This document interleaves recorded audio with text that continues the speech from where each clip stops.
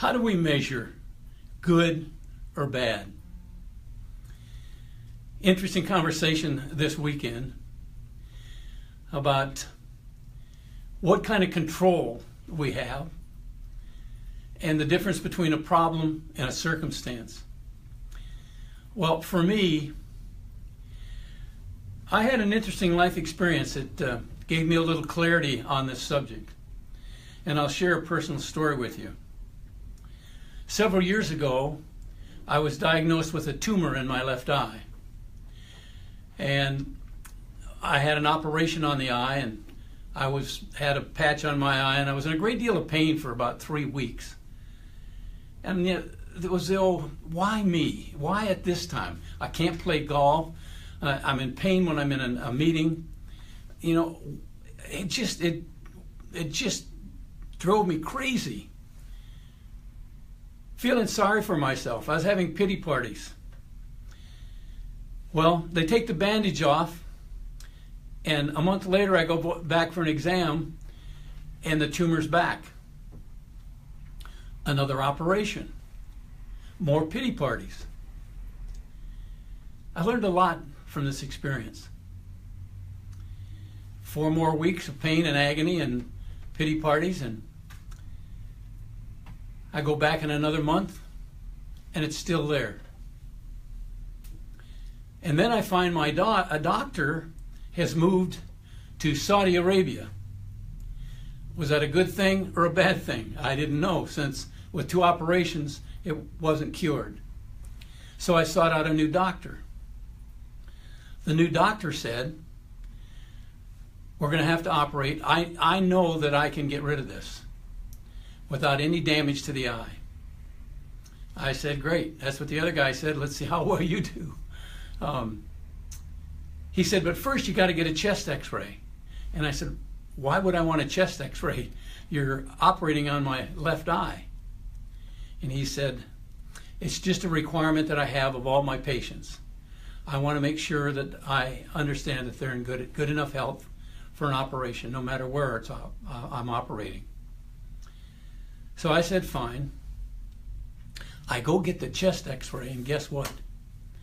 They find cancer in my right lung. Now, here's the question. Were these pity parties worth all the pity?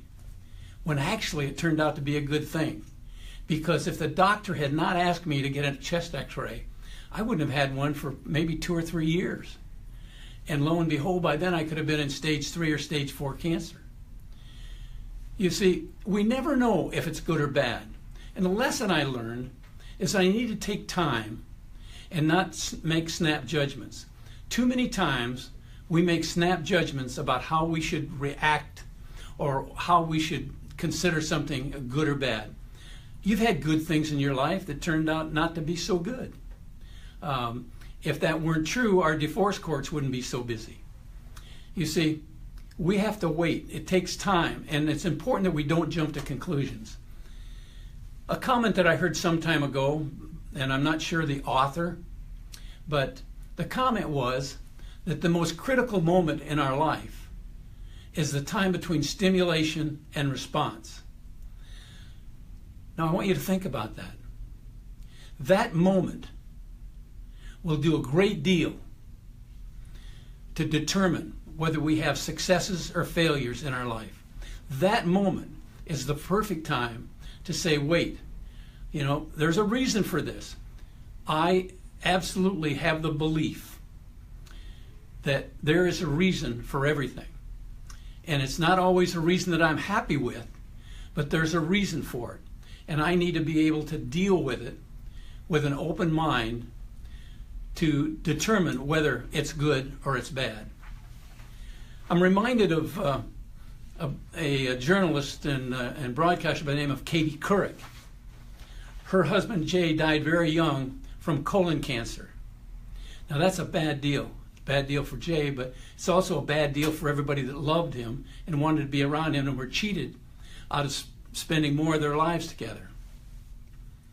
But Katie Couric used that moment to use her position to talk to middle-aged men of the world to have colonoscopies, to be aware of the fact that colon cancer is a cancer you do not have to have if you take care of yourself.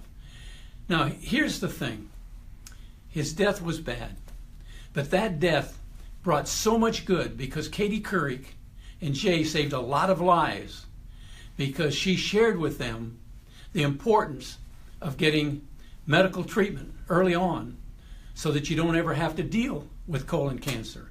And there's so many things like that in life. I often think about sporting events where it's 20 seconds to go, the opposition team scores a touchdown or a basket, and they got the game in their favor, and then suddenly something happens, a guy makes a bad snap, misses a block, and the other team scores with time running out on the clock.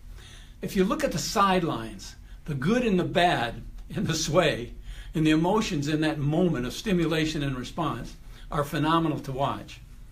But in life, there's serious moments because they can dictate the direction your life will go and how you will meet the future challenges in your life. So for me, this is a food for thought, and it's a good little nugget to nibble on, so to speak. Think clearly and be patient before you decide something is bad or something is good. Those are my thoughts for today, and I'm sticking with them. I hope you have a great day.